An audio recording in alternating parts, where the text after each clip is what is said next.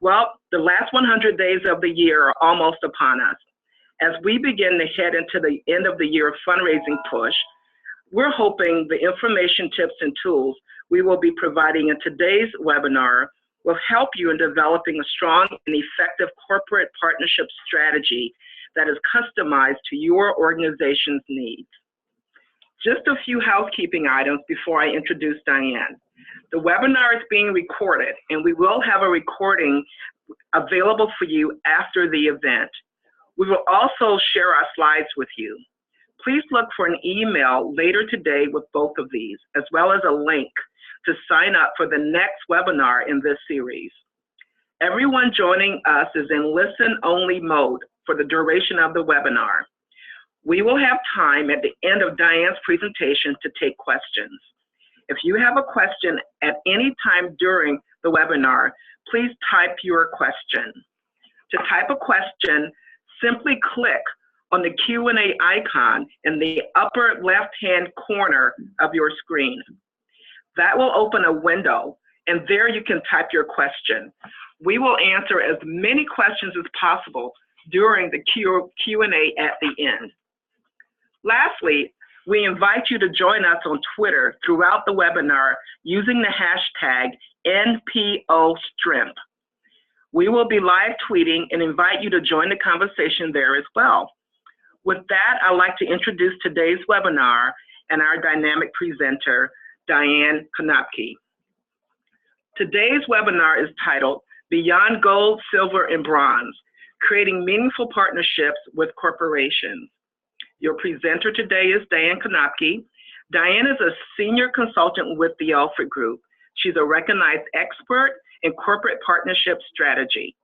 She has counseled over 75 nonprofit and corporate client organizations on sponsorship, corporate philanthropy, and social innovation strategies, in addition to directly building corporate partnerships for nonprofits in healthcare, workforce development, and community events. She is passionate about helping develop and implement strategies for nonprofit organizations to attract and build corporate partnerships for mutual benefit, a win-win. Diane has worked in this space for the last 16 years. She has held senior level positions such as Managing Director of Client Leadership for ESP Properties and Director of the nonprofit Social Impact Measurement Practice at the firm Mission Measurement. Diane has a bachelor's degree in English from Northwestern University and is currently finishing up her master's degree in Learning and Organizational Change, also from Northwestern University. Thank you again for being here, and I will now turn things over to Diane. Thank you, Brenda. Just advancing the slide here. Okay, so a lot of nonprofits go to corporate prospects with a menu of options each year, often tied to events to ask for support. It may be a range of $500 to $5,000, or it may be 10 or 100 times that. But many organizations we see are still using gold, silver, bronze, or that kind of structure by another name to delineate their opportunities for corporate engagement. Whether you have $0 in annual corporate support today, or you have several $1 million in corporate support, we want to talk about ways to expand how we think about corporate engagement to deliver more meaning to both your corporate partners and to your nonprofit organization. The keys to this are in creating different types of opportunities rather than small, medium, large versions of the same thing.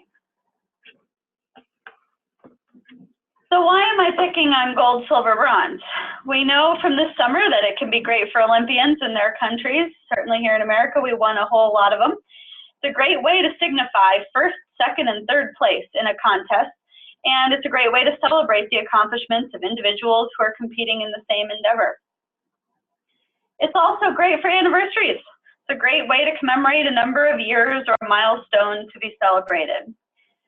But the reason that gold, silver, bronze is not so great for corporate partnerships, even if you throw in platinum or diamond instead, or even if you dispose of the precious metals altogether, it's that these kinds of structure signify small, medium, and large, and they tend to reflect the opposite of customization. They reflect and signify categories to organize levels of corporate funding, rather than a set of discrete solutions that answer to a company's business or social impact goals.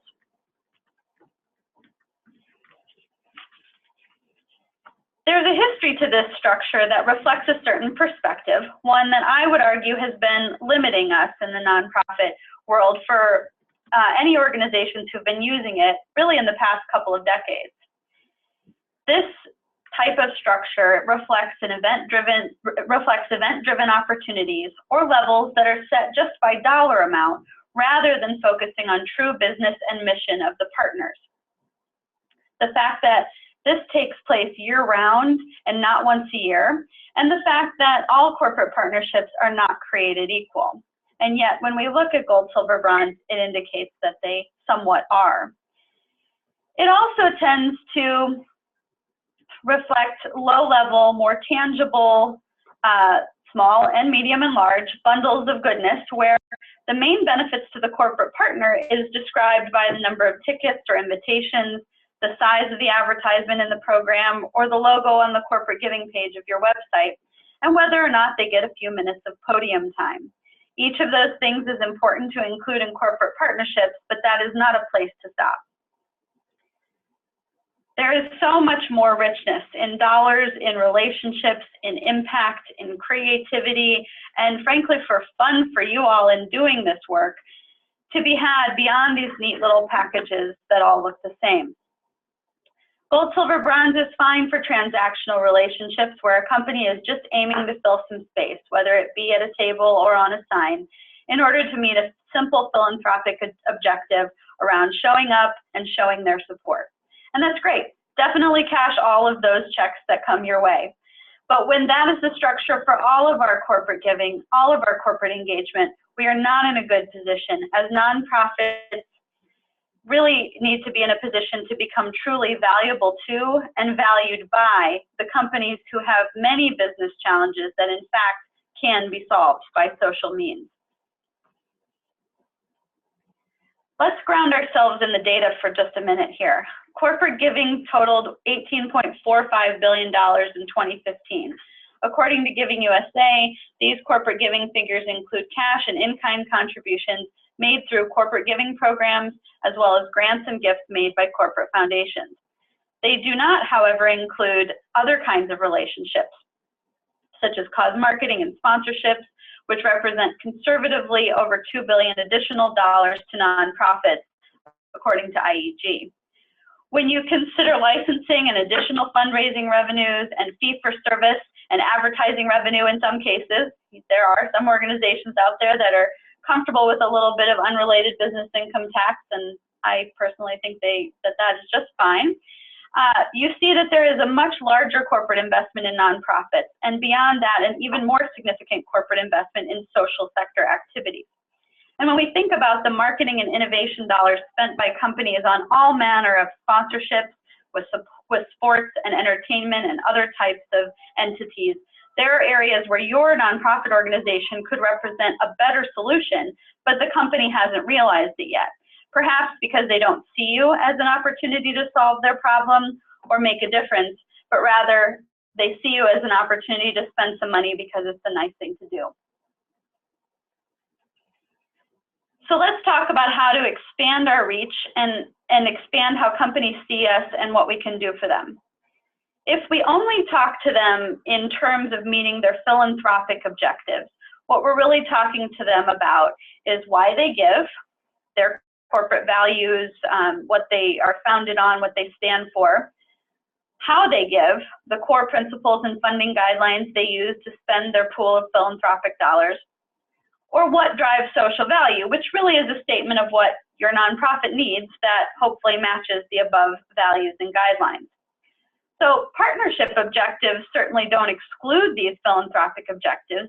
These are good things to discuss. However, they take the conversation well beyond giving, and instead they talk about why does the company invest?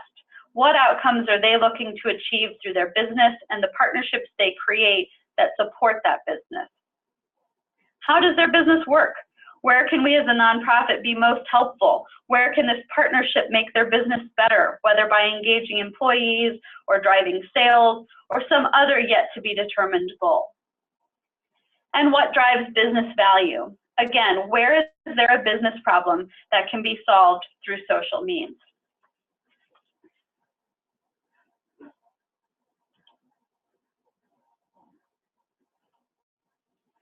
When we expand to think about what all of the possible business and partnership objectives could be, we see that we get new and bigger pies that we can dig into, as long as we focus on what companies are looking for and how we can be a fit.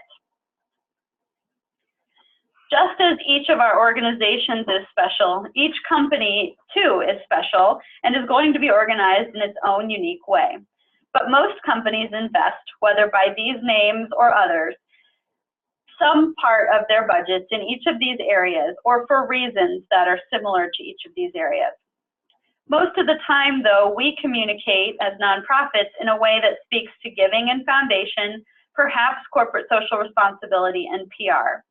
The benefits we assemble make sense for those kinds of objectives, and possibly some employee relations and HR dollars if we do a bang-up job engaging volunteers. Great. But each of those is rarely core to the company's actual business. We all know of exceptions, and they're terrific and should absolutely be celebrated for that social purpose. But are most companies going to spend more on the budgets on the top row of circles or on the bottom row?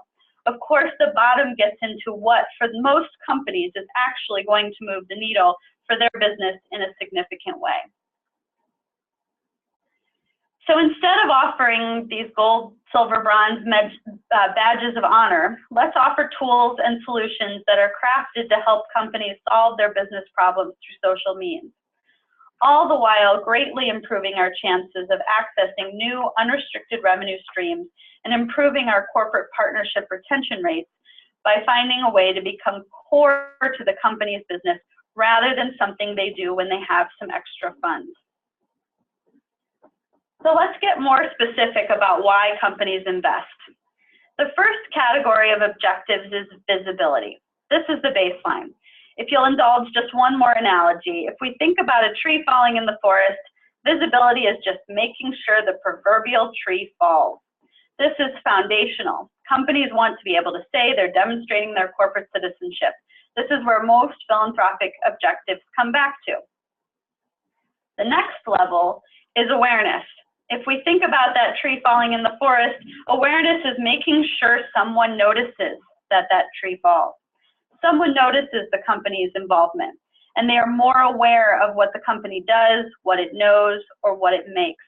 And that someone should certainly correspond with the target audiences of the partnership. The third level is attitude.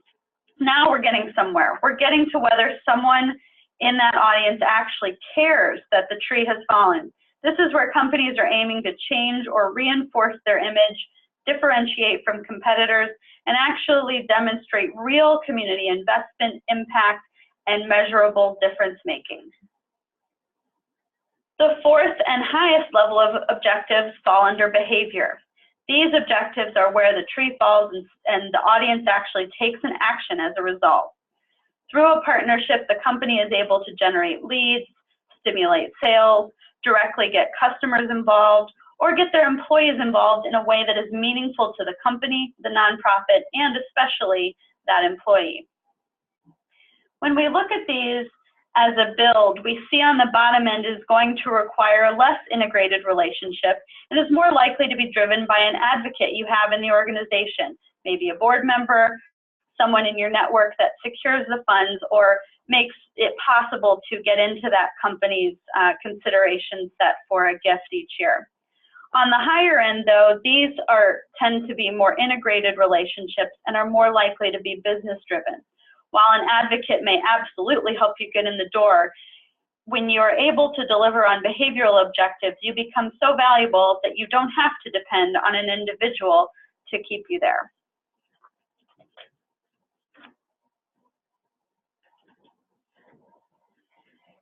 Within these objectives, there are some key hallmarks or value drivers that characterize each step.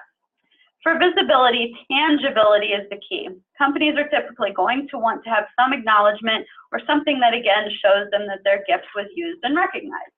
Certainly, again, foundational stuff. For awareness, companies get value and are more likely to be noticed when they can be part of the action. Can they make something more shareable? Certainly, we've seen many companies run social media and photo promotions around their sponsorships because it helps them become part of the action if they can facilitate something shareable by consumers. Participating in the partnership, whether through media or their on-site presence, can absolutely drive awareness for the company. And celebrating the accomplishments of the nonprofit organization and the partnership between the company and the nonprofit organization is another way to be seen, while also increasing the chances of being welcomed and embraced by the audience, as opposed to just a commercial or something that is seen as interruptive to the experience. For attitude, value drivers are going to be those that allow the companies to benefit from being affiliated with you. Where can your brand attributes help them extend theirs? Do you stand for family or service or sustainability? Whatever those brand attributes are, if they jive with what the company aims to communicate, sharing your content may be a great way for them to do just that. If they can tell your stories, use some of your key assets or assets that you create together, images, videos, interview content, etc., they can become much more authentically connected to you and be much more likely to reach the hearts and minds of the partnership's intended audiences.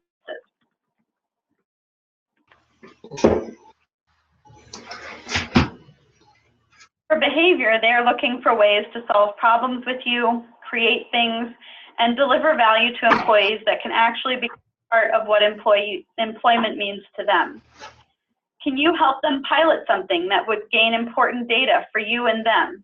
One quick example of this, you may have seen the Subaru commercials with the National Parks Conservation Association.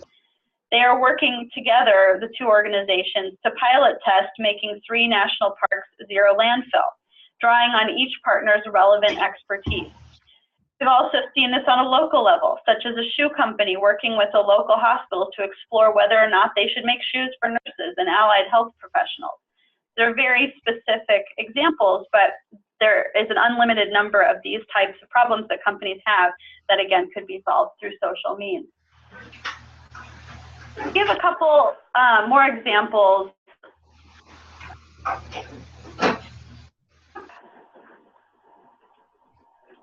So thought we would give an example of a total program here, and this happens to be my former employer, Dress for Success Worldwide, and to show how a customized program can fall under a couple key objectives that companies may have, and each one yet can be very customized and unique to what the company has to offer and how they can engage with the organization.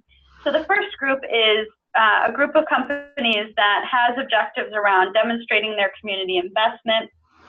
They're augmenting the programs that Dress for Success provides, expanding their impact together while reinforcing the company's core competencies in each case.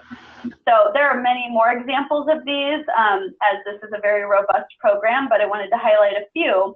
So, for example, AXA provides an educational scholarship to help Dress for Success beneficiaries pursue educational and career goals. MetLife hosts coaching and mock interviewing sessions, complete with taking professional headshots for beneficiaries' LinkedIn profiles and giving them flash drives with updated resumes on them. Moet Hennessy hosts networking events for their group of employed beneficiaries that Dress for Success serves. As another bucket of more the cause marketing type of relationships, where they're aiming to directly engage customers and employees in the partnership. Benefit, the cosmetic company, raises funds through a special product that benefits Dress for Success and 3 other charities. Talbot's, among many other things, has partnered with O Magazine and Dress for Success this past year to design and sell a line of clothing with proceeds going to Dress for Success. And of course, there was considerable coverage for that through the O Magazine partnership.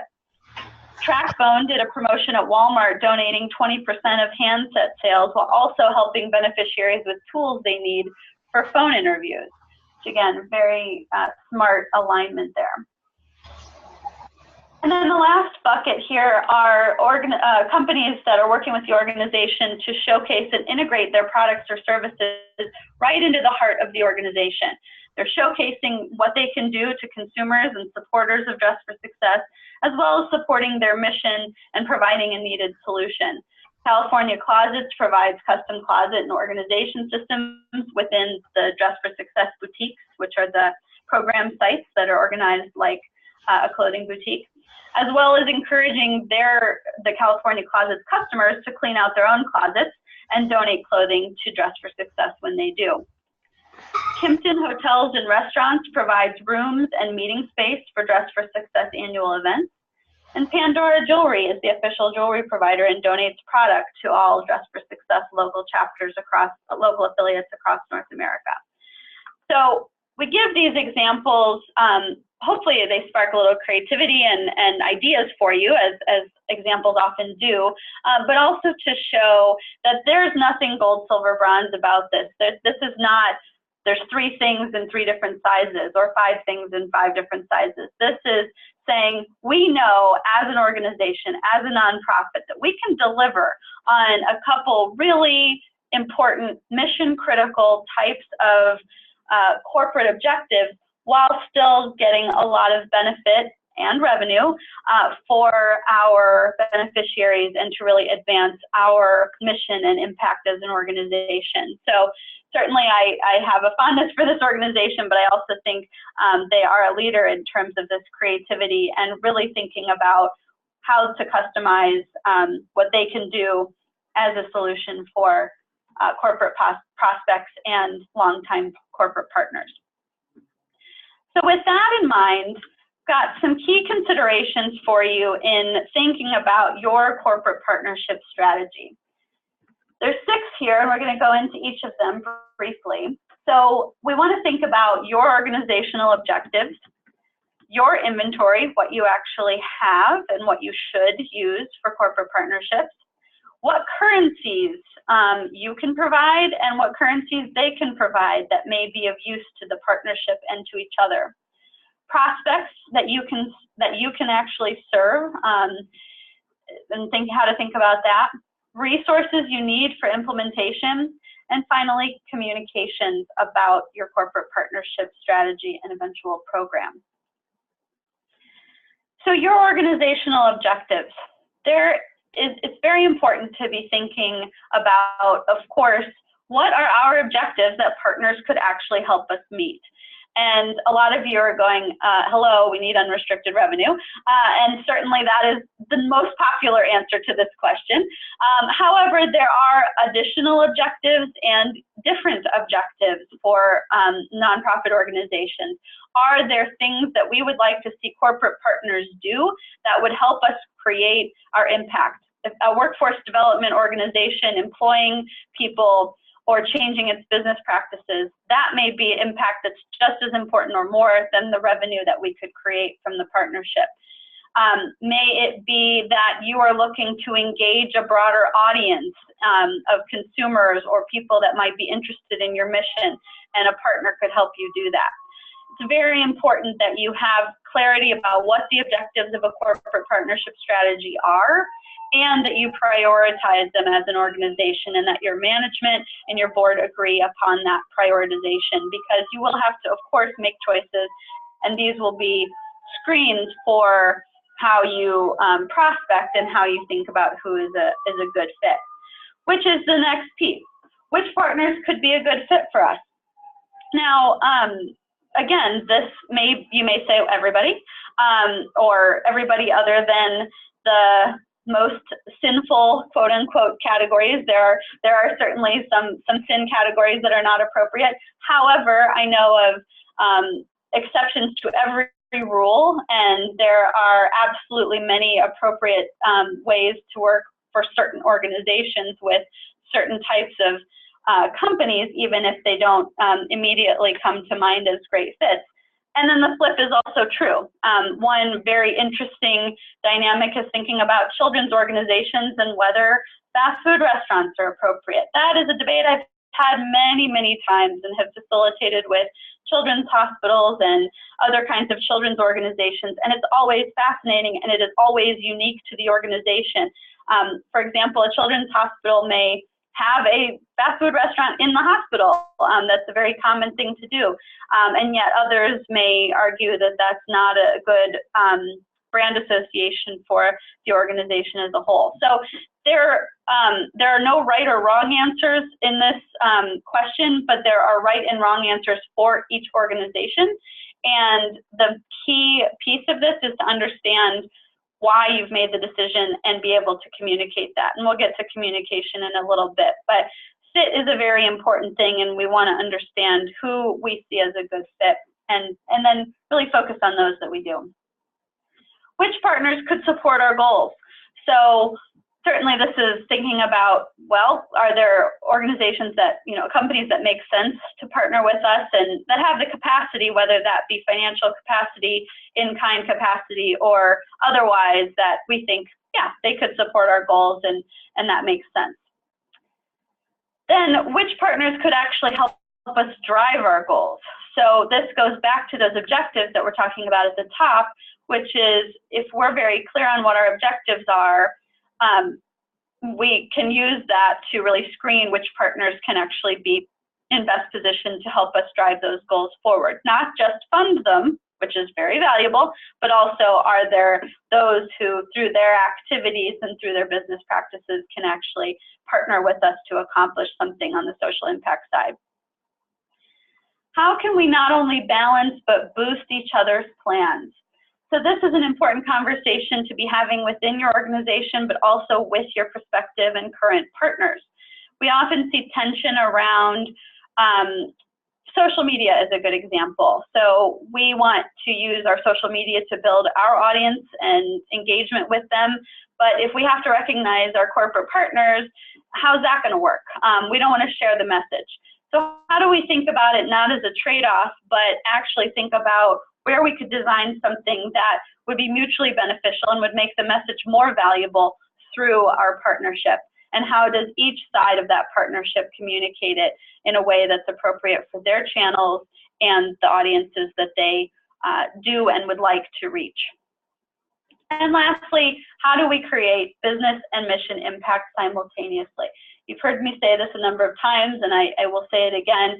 This is not the conversation that's going on in most organizations, and it's absolutely critical to the future of corporate partnerships, and I would argue the future of the social sector, is to really think about how these partnerships can really get into the weeds and be collaborative much further beyond just a funding relationship.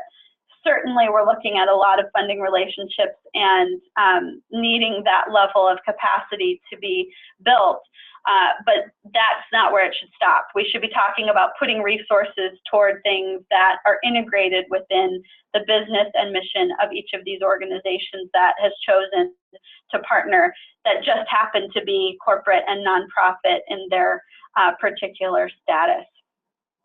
So those are thinking about our organizational objectives, and oftentimes this comes to pass through a conversation or a series of conversations or even a retreat to really think about whether your organization has been doing corporate partnerships for many years or whether it's new. If you haven't discussed this ever or in a couple years, it's a really valuable conversation to be having and to get through as a management team especially.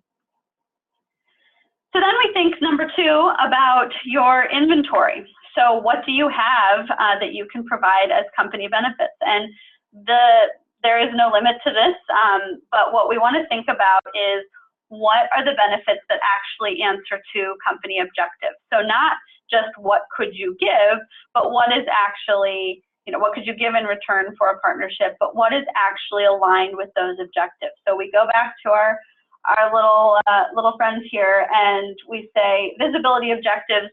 Typically we're looking for recognition, digital recognition, print recognition, event recognition, and the like.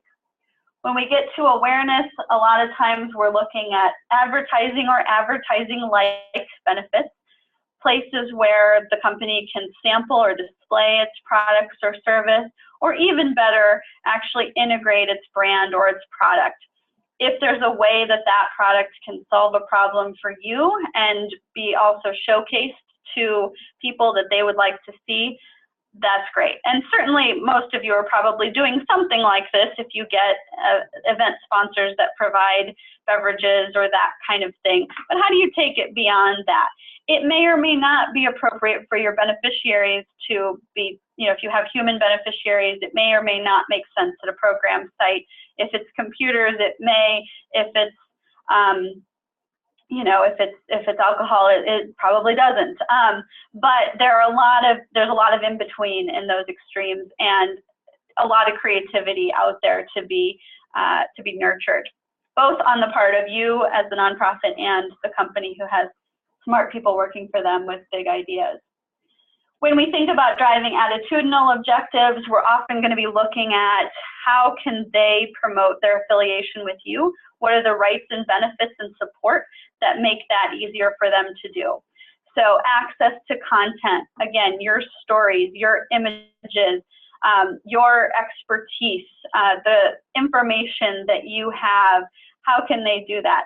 Years and years ago, one of my favorite things I had seen, this is probably a decade ago, but there was, you can tell by the category, but Fujifilm was sponsoring the National Zoo and the panda habitat. And one of my favorite things they did was they had a photographer talk about how to photograph animals. And so they're talking about, National Geographic and zoo type things, but it works also for photographing your cat and your dog. And if you're anything like me, I could use some tips on how to not make my cat's eyes red.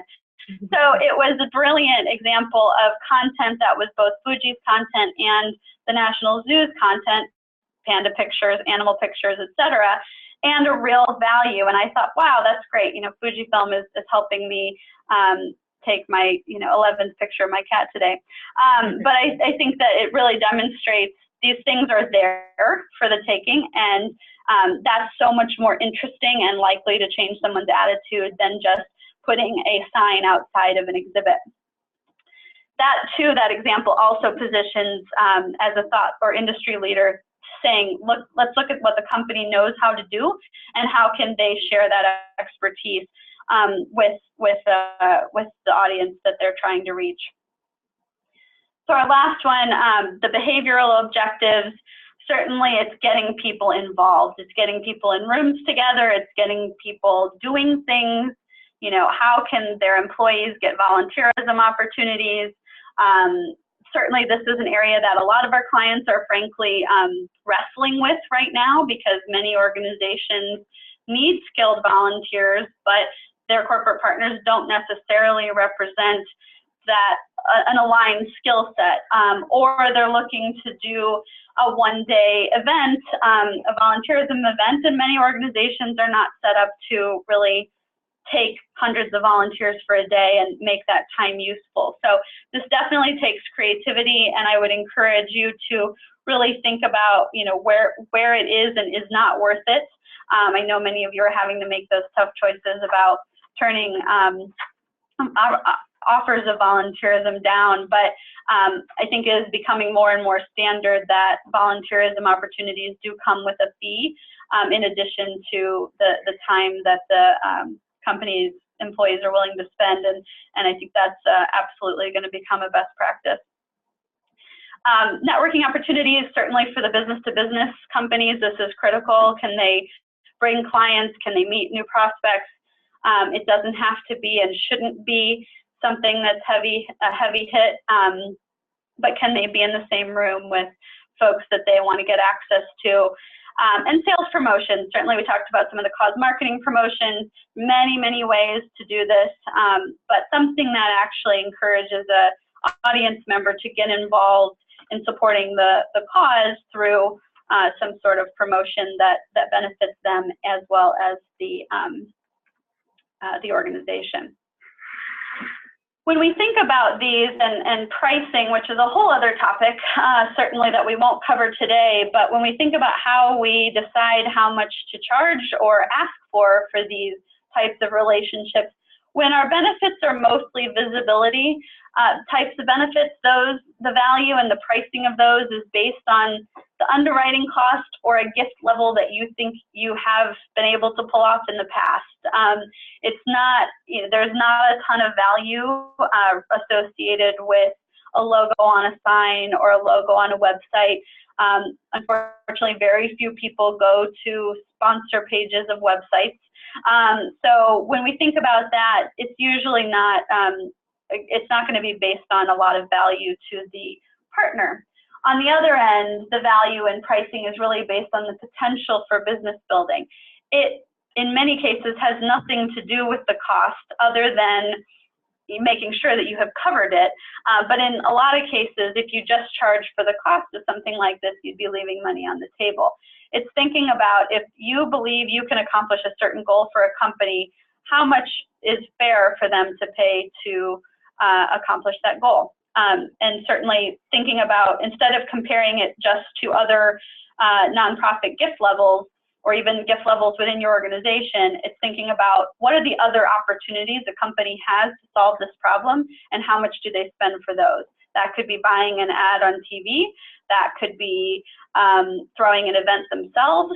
That could be a lot of different things. So really doing some thinking about how to value these opportunities and price them accordingly.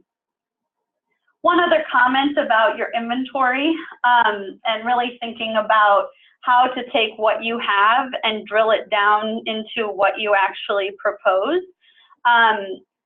What I tend to think is your available inventory is the whole world. It's what you could propose. It's what is there. No one, you own it or you have access to it and you could use it to benefit a sponsor or a corporate partner. Then it's really thinking about, okay, well, what's actually eligible? What would we quote unquote sell? What would we put in a proposal to a partner? What's something that we is even eligible for that type of relationship? And then let's go and say, well, what's appropriate, not only for our organization, but also what would be appropriate for a corporate partner in the sense that it would drive some value for them and it's something that we could make sense of to our audiences and explain to them. Then we think about fundable. So is it something that, yeah, they could actually invest in this and that could make sense? And then we go to saleable, which is where we really start having the rubber meet the road, which is, could we actually explain to a company how this would drive value for them?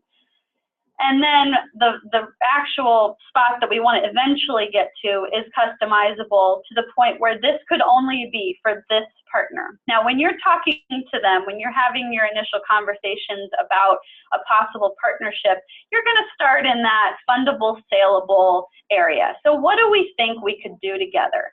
And then when you're actually developing a full proposal and a contract with them and really concepting, what are we going to do together? That's where it really becomes customized and it's unique to this company at this moment in time and what we think we can do together. So really thinking about this exercise of taking what we have and really getting down to what we should actually be speaking with a partner about.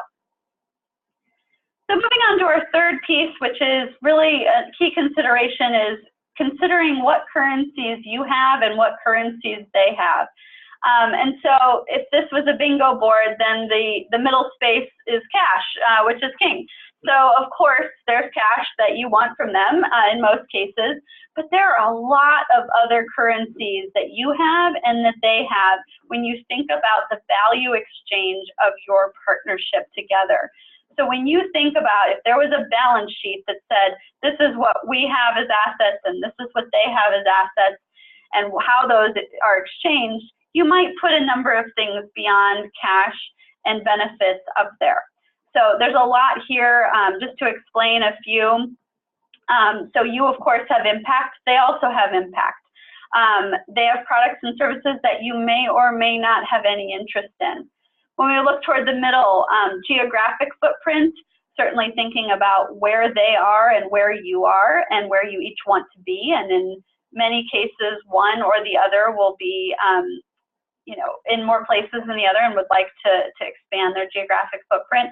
On the other side of that is the digital footprint. So certainly you may be an organization that has a huge YouTube following, and they would love to be spotlighted in some relevant way in a video on your YouTube channel, or vice versa. I was working with an organization years ago who was doing a lot of robust cause marketing partnerships, a national organization, and they were looking at a specific category, and instead of going for which of those jewelry companies could get them the most dollars, they were actually looking at which one could get them in magazines that they had not been able to get in. So they went with a more prestigious luxury brand of jewelry because they wanted to get in Vogue magazine.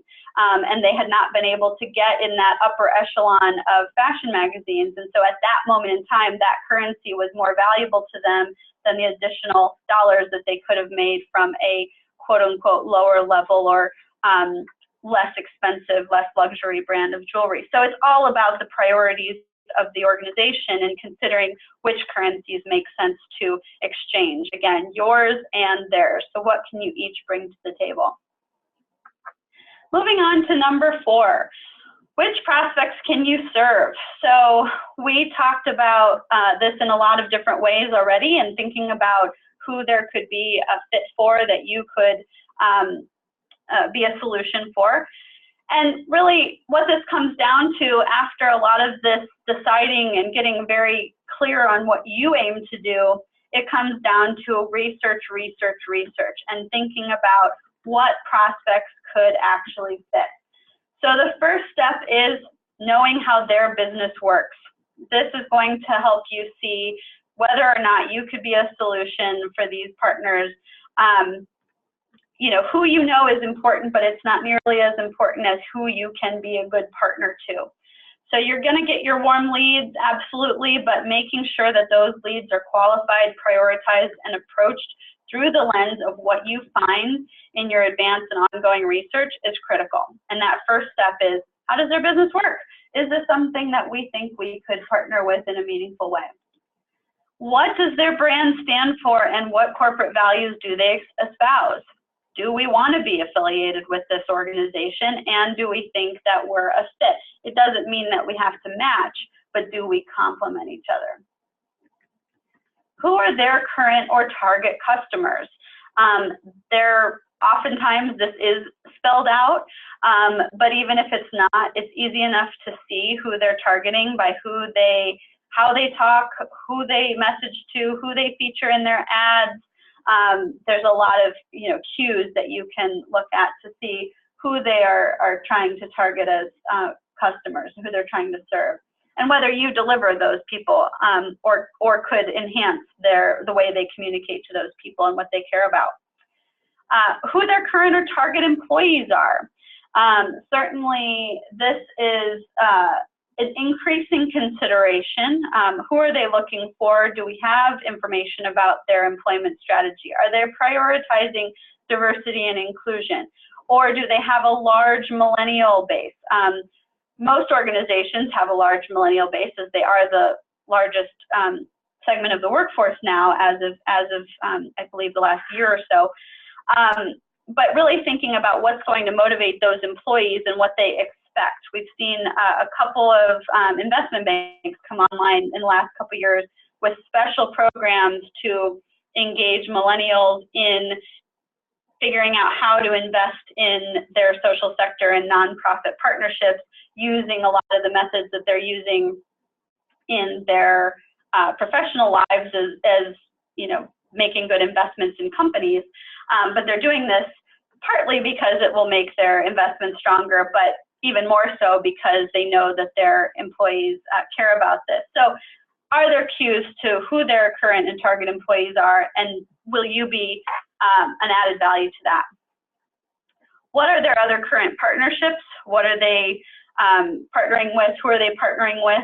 Certainly don't be limited by this, but you want to know, where are they doing something interesting? What have they already spent money or time or resources on?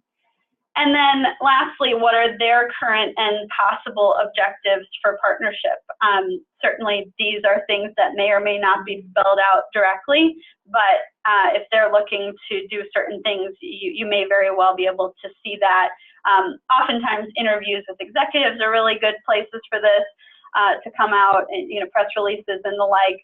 I've even heard, folks on podcasts talking about their partnerships and detailing their objectives for them. So it's really getting in and digging for these things. And if you do this, it will be, very clear to you whether or not you have a fit with a prospect. And if you do, you'll have a much higher likelihood of responding to them with a partnership proposal that makes sense.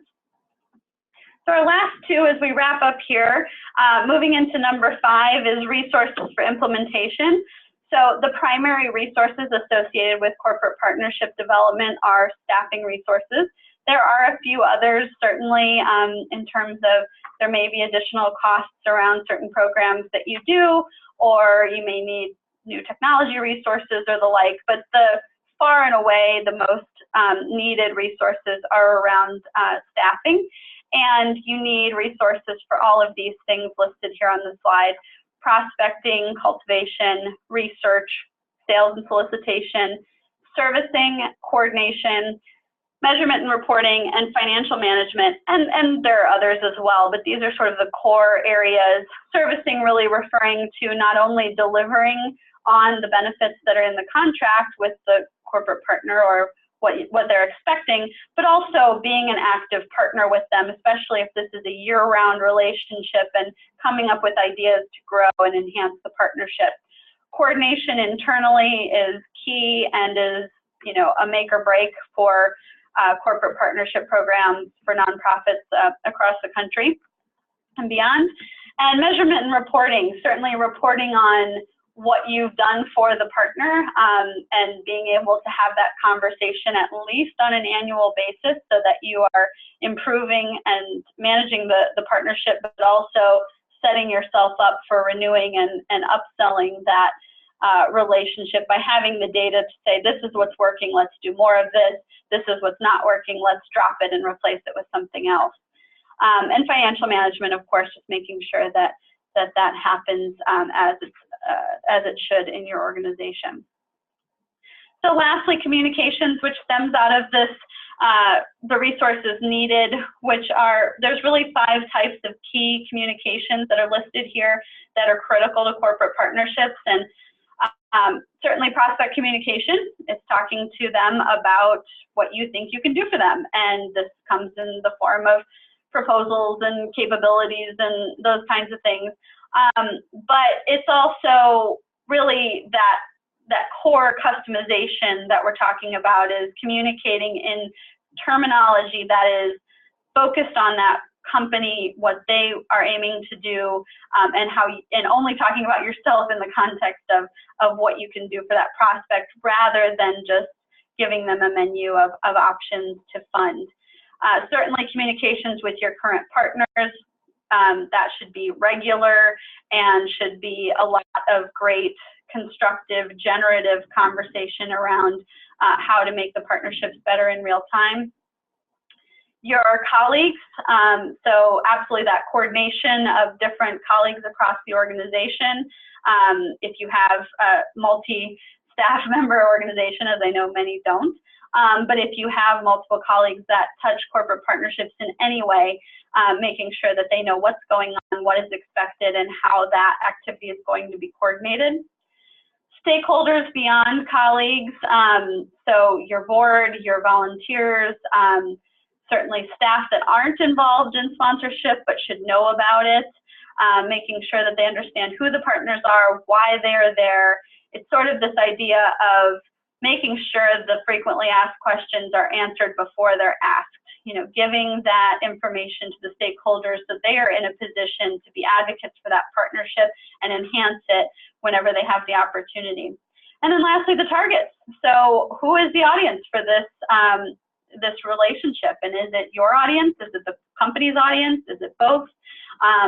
It may be beneficiaries. It may have nothing to do with beneficiaries. So really thinking about how do we communicate, and we're increasingly, by the way, seeing organizations actually asking through surveys, focus groups, et cetera, actually asking their audiences how they want to hear about this, the types of partnerships that they think are interesting and would like to be engaged in, and really having those targets tell them this is, this is the way that we want to hear about this. So they can help you write your communications plans if you ask them. So in short, it is much more fun, and it allows you to be more creative. There is new money in it, and you can build relationships that are active creators and drivers of impact if, instead of offering badges of honor, we really start to offer tools and solutions to our corporate prospects. So that's what I have, and I think we have a few minutes for questions. So I have. So why don't I get started, Diane, if you don't mind? Of course. We've gotten a couple questions in that I thought were really interesting. Sure. One question is, how can an organization tell if a company is a good one to partner with or not? Should they worry about, corporate scandals or bad actors? I know oftentimes that's a big consideration because you might think you're in a love connection and things go sour. Yes. So any insight there? Yes, a couple things. So the first thing I would say, which may be anxiety producing but shouldn't be, which is there is no such thing as a bulletproof, foolproof partnership. Stuff goes wrong. So first thing I would say is have an agreement with a corporate partner. And if you have an agreement, which you always should, even if it's a one-pager, no big deal, there should be some kind of out clause in that says, you know what, and says it in legal language, but you know what, if something goes wrong here, we can each get out, because they want that protection usually too. So certainly we see this with endorsements in sports a lot, but it also happens with nonprofits where something happens that it's not a fit anymore. So first and foremost is make sure you're just protected and that you don't get stuck with a sponsor that you don't want if something were to go wrong.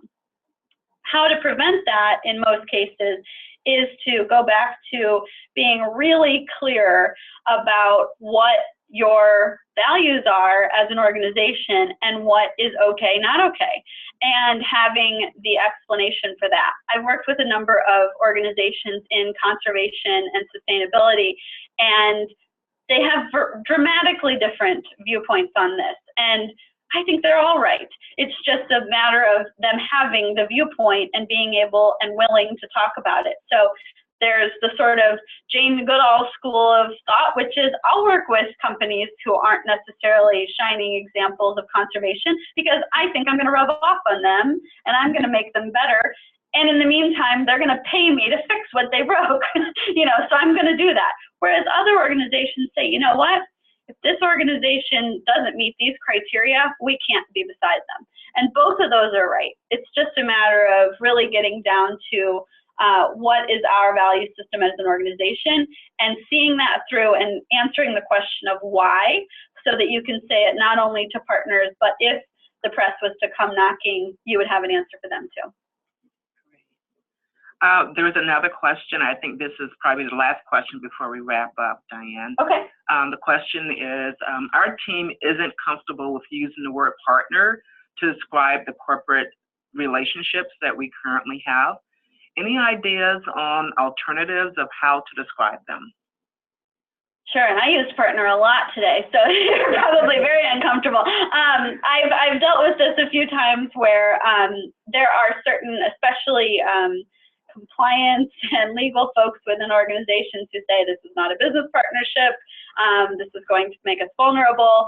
And again, I don't agree with that. There are a ton of examples of the opposite, but you don't have to worry about that. If that's not what you're comfortable with, come up with a designation that makes sense. There are dozens of them. obviously I've made a case against gold, silver, bronze types of relationships, but you can call them a supporter, you can call them a champion, you can call them a sponsor, although sponsor does have certain connotations that tend to indicate money. Not that there's anything wrong with that, there isn't. But I like partner because it pushes us to say we're actually working together rather than one of us is funding the other. But I think there are a number of words. Just make sure that it makes sense, and I'm happy to share some additional ones, offline if somebody wants to talk about it. But I think things like champion, you're walking the line between something that's professional and makes sense for your organization and doesn't get too cute, unless your organization is about cute, and then it can make sense. But most, it's don't get too fancy with it. Just describe the relationship in a way that you're comfortable with. Terrific. Thank you, Diane, for a great presentation and discussion. We've learned a lot about how to build a strategic, meaningful partnership with corporations that are mutually beneficial, and also helping our listeners today understand how to build their own value proposition. We hope our listeners today have picked up on some ideas and tips on how to think about and approach your own corporate partnership strategy. Of course, the Alford Group is here to help. Please send Diane an email or give us a call to talk more about how the Alford Group can help your organization generate more dollars from a strategic corporate partnership program. As I mentioned at the beginning, this is our 5th webinar in our summer webinar series. You can see that there is only one webinar left in the series. The next webinar will be September 22nd and is titled, How Philanthropists Make Transformational Gifts. And I know you all want to tune into that. The presenters are myself and the Alford Group Executive Vice President and our West Division Manager, Karen Rocker-Wynn in Seattle. There is still time to register for that webinar. You can register for free by going to the Alford Group webpage, which is www.alford.com. Since we've received such great responses to the series, we will continue to host webinars throughout the year. Please stay tuned for information about additional webinars coming this fall. So later on today, keep an eye out for an email with a link to register for the webinar on September 22nd. We will also be including a recording of today's presentation, the full slide deck, and a very short survey to tell us how we did. And we're also interested in hearing from you relative to other topics that would be of interest to you for future webinars. Again, thank you for joining us today. We hope to see you in 2 weeks for the next webinar on September 22nd. This concludes today's webinar. We will now disconnect. Have a great day.